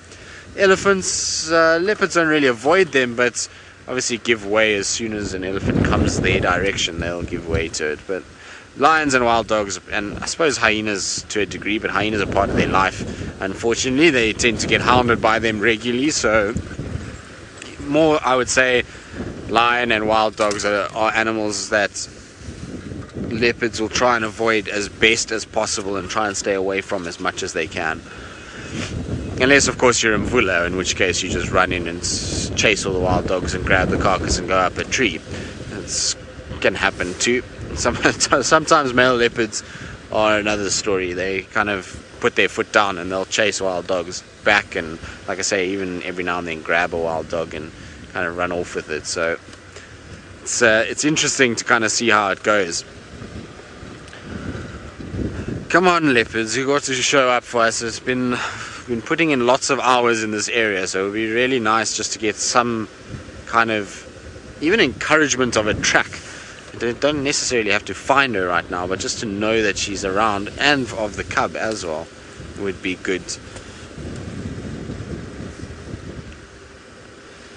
Right, now while I try and just find something in this area, whether it be tracks, the leopard, or any other animal, let's send you across to Ali and see how she's faring in this miserable wind.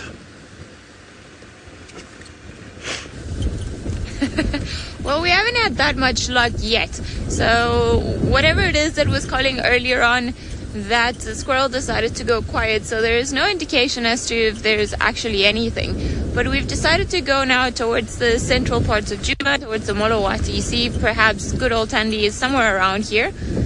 I only have a few more days before I go, before she pops out of somewhere. So it would be wonderful if she were to come and say hello. But other than that, we haven't really found much around here. It is very cold, unusually cold this morning, so I'm sure that's making all the animals stay put. But very happy to see that Tingana is out and about. At least he's in the same area and he's got plenty of food to choose from. So if he persists, I'm hoping that he'll be able to catch something for him to eat and carry on pushing him towards the mending side of life. He is looking, well, we'll have to see some of the screenshots later on, but he is still looking like he needs a good meal. Not as much as before, but at least he's getting there.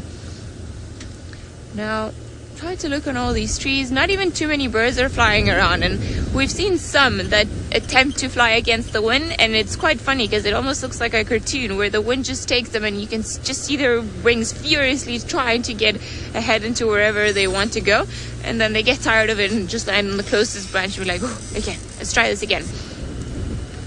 Now, it doesn't seem like there's too much in the central parts of Djuma so far. We haven't been able to pick any tracks for any leopards, any lions. Every now and again there are some elephant tracks that we see on the road, easy to distinguish because they are very big and round, as we all know. And of course the only thing that we have seen plenty of tracks are impala. Impalas are always running around, so that's the one track that you can count on seeing every single day. Ironically though, you can't count on seeing impala, or the actual animal, at all times. Now, we've had tracks for them running around here, but no impala as of yet. And I wouldn't be surprised if the wild dogs would also pop up on a day like today. This is perfect weather for wild dogs, where they just create havoc and run. So I'm hoping that out of nowhere we'll be able to see wild dogs. That would be quite amazing. And I know Byron had them a few days ago, but then it seems like they crossed onto Manialeti, so I'm hoping that they'll come back our way. Wild dogs are very entertaining creatures to watch, although I don't think cars and wild dogs agree that much. Vehicles tend to get quite damaged when following wild dogs through the bushes, so it's a complicated affair for everyone. And if not, we can just ask Tristan. It was also a hard one for him to follow wild dogs with stumps and cars and everything else. Now, this is an area that Tandy likes quite a bit, and I've seen her here, so I don't know, I'm hoping that for some reason we'll be able to pick a track or something that would indicate that she's around here. Although I'm just going here on hope more than anything else. Seems like not too much happening around this spot. Terrapin! Alright, let me just reverse, because otherwise it will be impossible to see it. Now, we were talking yesterday about the creatures that love the rain, or the creatures that are happy in the rain. Tortoises and terrapin and frogs are some of them. Now, this little one has probably left whatever mud wallow or little water hole it found, and there's one not too far from here, actually, just behind from where we came from. And perhaps it's leaving this one to head on to a bigger one. If it carries on walking with a lot of determination, it might get to Twin Dams before tomorrow, but it's still quite a while. Are you, little terrapin, are you going to move? Are you sunbathing? Are you pretending you're a rock? Too many things at the same time. I think it's petrified. This is the longest I've ever spent with the terrapin outside of the water where they haven't moved around. Alright, so if you're wondering why I'm using the name terrapin and not turtle, in South Africa we called all the freshwater turtles a terrapin. Now we only refer to turtles as the one that live in the ocean. And this one over here, then it would be a terrapin. Oh, you blink, so we know that you're real. Moving the head, okay. I think I'm going to bypass you. I'm going to go onto the side of the road. Hopefully you'll stay put and you won't run the wrong way. So we'll give you plenty of space. Now I'm hoping there will be no stumps here either, because that will not be fun. Ah, there it goes. Run, little one, run. You're fine. We won't get to you. Hiding into thick vegetation to hide. And oh, it's gone. Good luck getting the next one. Let's see, maybe there's another one just down the road and that's where it's headed. Oh, I can't really see anything from here, so wherever you're going, you're still going to have to walk a little bit. Now, pretty clever in the way that all creatures disperse from the areas that they were born in. And wouldn't be surprised if this one is just looking to enhance perhaps mating opportunities, looking for a new area to settle in, and that's why they from one area to the other. But you only see them moving from one water hole to the next, or one water source to the next during the summertime, because as you imagine, if they do it during the winter time, they can just wander off and get lost and never find any sort of water. So they do it in the summer where their conditions are good enough to go from the one onto the next one, and if they don't like that one, they can also move on to a third one. I think let's just go and check the dams in the south. I know Tristan's checked them, but just in case. Byron has left Tingana, but let's head back to him and find out where he's headed next. Ooh. Well, sorry, I'm just trying to turn around quickly. There we go. So yeah, we left Tingana. He was still lying on that termite mound, but there are obviously a few other people around that we wanted to give a view or chance to view that leopard. Lovely sighting of him.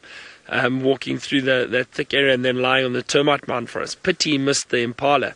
Now, we just, I heard there were a few questions about the spot patterns. Pardon? Not too dark. Cannot see me. If I sit down, is that right? Yeah, there we go. Sorry, I think the light is a bit tricky this morning. Okay, so there were a few questions about spot patterns and that, and how we identify leopards. Now, a lot of you, I know, have heard this before, but I'll go through it quickly. So, generally, okay, male and female, it's easy to identify, so you can start there. Then with the spot pattern itself, what I find helps, and what most areas use to identify leopards, is the whiskers. So the whisker line stops about here, just up on the top of the face, or middle of the face, around there. And right above that whisker line, there's usually a unique spot pattern. Getting tongue-tied.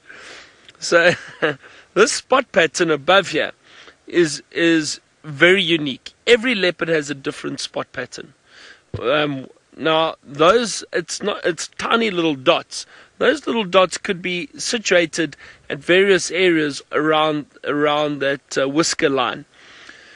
When you're looking at a leopard, you would read it from left to right. So it would be the right-hand side of the face first, and then the left-hand side of the face, if that makes sense. So if you're looking at the leopard, you read it from left to right. So, for example, I actually don't know what Tingana is. I don't know if we got a... I'll try to look at a screenshot later and see if we can get one. But some leopards will have, say, for example, 3 dots above this whisker line and maybe 2 on this side. So that'll be a 3-2 male, for example. Is 3 on one side, 2 on the other. Sometimes it's 4-4, sometimes 2-1, 1-3, all depends. But those little spots will all be different. They'll all be, one might be a little higher, one might be a little lower, and it's unique to each leopard. So that is the best way, I find, to identify leopards. Look, if you look really carefully, and a lot of our viewers are able to do this from certain markings on the body. If you've seen that leopard a number of times, you can pick out certain markings that might make it easier to identify. In the past, we always, and at Londolozi and Singita and those places, we always used to use the spot pattern above the whiskers, just to make extra sure that it is the leopard that we know.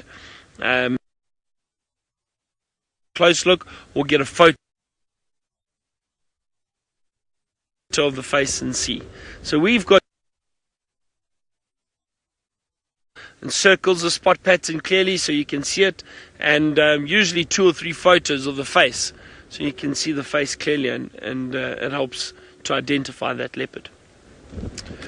Oh, it's getting a bit chilly now, so I hope that helps.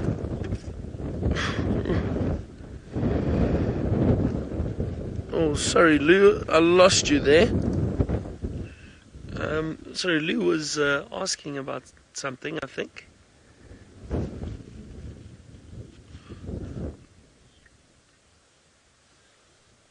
Oh no, are you hearing it? Yeah, Jen is asking why the leopards don't have spot in their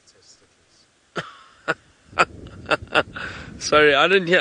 I seem to be losing Lou. But Senzo was telling me that Lou was asking Jamie.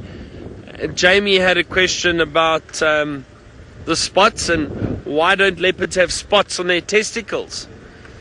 I don't know.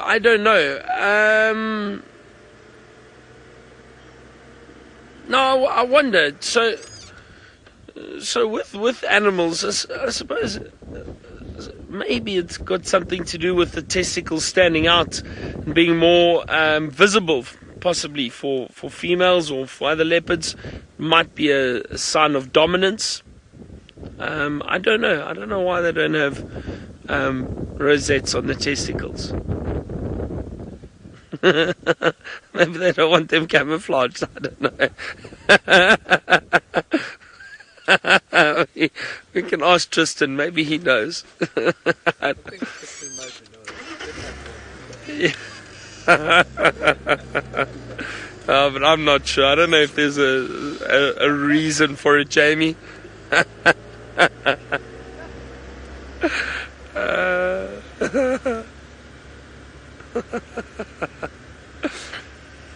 That was funny.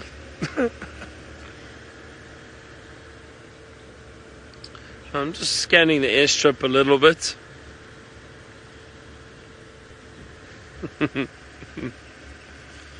It looks like it's fairly quiet up here at the moment. I think also because it's so windy. Let's go across to Tristan now, and Jamie, maybe he can shed some light on your question. Well, Byron, I feel like it's quite quiet everywhere. It's not just on Chitwa airstrip. It is quiet, and I believe you are delving into a rather entertaining conversation about leopard testicles and why there's no spots on their testicles. Well, my theory is this, is that if you had a pair of golden nuggets, would you want spots on them? No, I don't think so. I think you would want to show them as much as you could and keep them as plain and as golden as possible. That's my theory. What do you think, Vildi? Vildi agrees with me. Vildi thinks that golden testicles are the way forward. Well, I don't think as a human you'd want golden testicles, because that might have a situation where you need to see a doctor pretty ASAP, because if they're golden, something's gone horribly wrong, or you've done something very stupid and dipped your testicles in gold, which in that case will probably mean they'll never work again, and they would probably be rather painful. But anyway, let's carry on and get on to more kind of, well, serious matters, which is the kudus that are off to our left. So nice little young male and a female that's just kind of cruising around in the thickets. Still absolutely no sign of any leopard in this area at all. There's no tracks, there's no indication that Tandi's hanging around here, so I think she's on Torchwood. I don't think she's spending any time on Djuma at the moment, and maybe that visit from Hukumuri the other day that pushed way into the Tandi anymore, which is not very nice at all. Hopefully, you know, she kind of, well, Tingana comes back into this section and she can then move around. But in the meantime, we'll have to make do with our kudus, and so not spots but stripes. And they are a really cool animal. I like kudus. They're a beautiful creature. They've got these massive big ears, and the little white markings that they've got on them are always kind of, they always look as though they're in good condition. So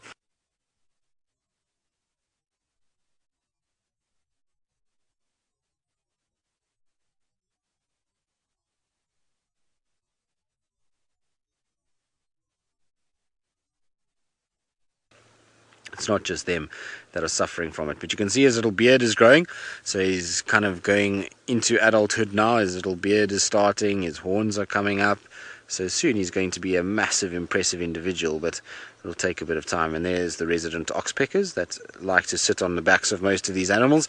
This one isn't feeding as much. This one's just taking it easy, grooming, and is about to probably have a bad day, because that kudu looks as though it's going to walk through a rather thick bush, which means that the oxpecker will probably be sent flying.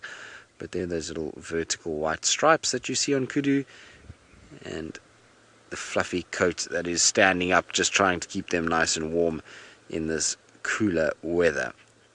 Very cool to see though. There's a squirrel that's alarm calling as well in the background. Wonder what that's alarm calling at.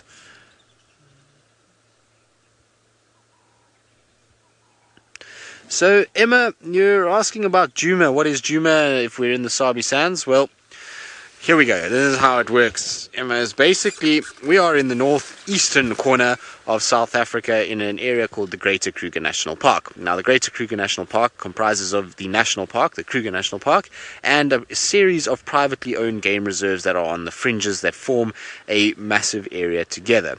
Now, those privately owned game reserves, there are many of them. One of them is the Sabi Sand Game Reserve, which is where Djuma, which is the lodge and the land that we are actually on, is based. So Djuma is within the Sabi Sands within the Greater Kruger within the northeastern corner of South Africa. So hopefully that answers your question as to where exactly we are.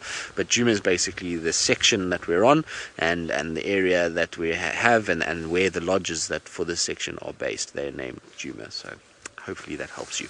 Right, kudus have disappeared. We're going to carry on. We're going to keep moving, and I'm hoping that there will be some indication of this girl at some point. I know I'm being persistent about it, but can't leave any stones unturned. Tandi is that kind of character that she'll be sneaking about you and you wouldn't even know. So it's important that we check absolutely everywhere and do it thoroughly to make sure that she's not here. But I honestly, the more I drive this section and the more there's this kind of absolute barrenness and no sign of her, the more I think she's actually on Torchwood at the moment and spending her time on that side of the world and is not actually moving much around here anymore.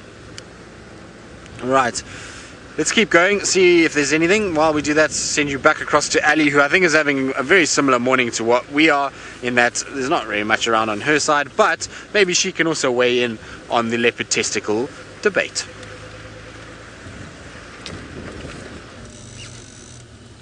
Well, I think we found some of Hosanna's tracks from last night, and that's part of the reason why I'm driving almost with my head stuck to the ground. So I just want to make sure about the tracks that are all around us.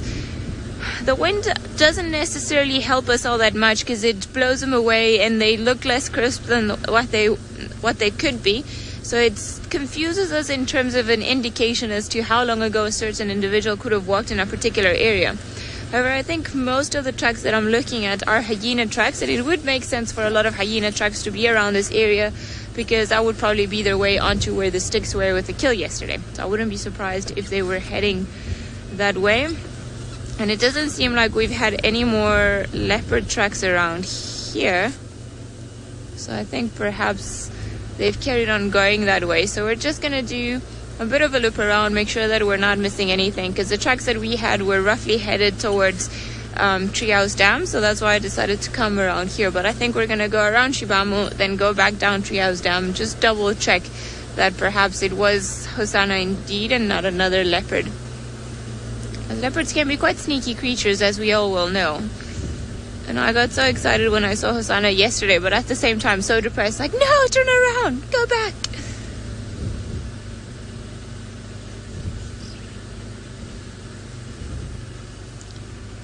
Cheeky geeky Beth, leopard territories can change from one season to the next. They're not set areas as in like as we think, for example, of countries and territories with specific boundaries and you cannot go through that line.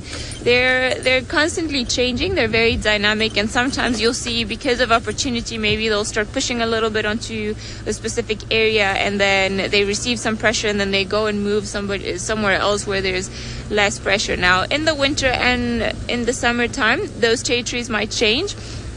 Sometimes in the summertime, because there are more resources all around, and they don't have to walk as far. But during the winter time, things might change a little. They have to move more to be able to find food and water, so they might expand a little bit, and then in the summertime they might contract a little bit. So they're constantly changing, and they're all constantly pushing into one another's territory. It's almost like there are gray zones where a male leopard or a female leopard will come and mark a specific area, and then we'll see that there will be another one that's going to come and mark on that specific area again, and it's a constant almost tug of war. It's not yours, it's mine type of thing. And I think we saw that with Tandy and Shadow a few months back, because they were both constantly in the same area, trying to push each other. And I think also the fact that they're sisters made it a little bit more personal, as in like, no, this is mine, no, it's mine. So I think that's the way it's been going. Now, no tracks around here. So Courtney, I don't think Shadow has been spotted recently. I received a report from Dylan at Chitwa that he was seen I saw him about 2 weeks ago, I would think, or maybe 3, and he said that the week prior to that, she had been seen in a very complicated area in Hoffman's property, which is one of the properties to her southern boundary. But I don't think since then she's been spotted by anyone. So not her or the cub. So we can only speculate that perhaps because of the pressure of Hukumuri, she's laying low, or she's moved onto another area where she's not easy to find. Could be a range of possibilities. Now there's a very lazy impala there. So have you seen any leopards around here, boy? If you had that, if you want to get up now and start alarming and let us know that there's one here, that would be wonderful. Maybe not. Probably the reason why we've struggled to find some of the animals. I have no doubt that a lot of them are doing exactly what this impala is doing, which is pretty much just chilling. Like Tingana yesterday, he's gone down and he surrounded himself with grass. Well, not on purpose, but he's laid down in an area that's quite grassy and a little bit thicker, so he can keep warm and doesn't really have to do much. He's clearly been eating because he's ruminating now. So I wonder if perhaps it was less windy during the night, which might have prompted a feeding bout of the animals, and now that it's cold again, then they're all standing still or pretty much resting and ruminating. Alright, well, you haven't spotted any leopards, so we know that. So we are going to carry on, see if maybe we can find another one, or perhaps another track. Let's see what else there is around here. Now, facing in this direction, you're not too worried. Haven't spotted any tracks, so that would be a good idea to just think maybe we're gonna stick to our plan. I think that's a good thing. We're gonna go up again and then down again, potentially check twin dams, and then just take it from there. What do you say, Ferd? Sounds good. I think we can go wherever the tracks lead or don't lead us. We're just gonna carry on looking. Something is bound to be here. And like yesterday, Hosanna was on the property and we just had trouble finding him because he was hiding so well. What are these tracks on the side? Can you tell? They look like leopard tracks to me. Windblown. Let's just have a look here. Yeah.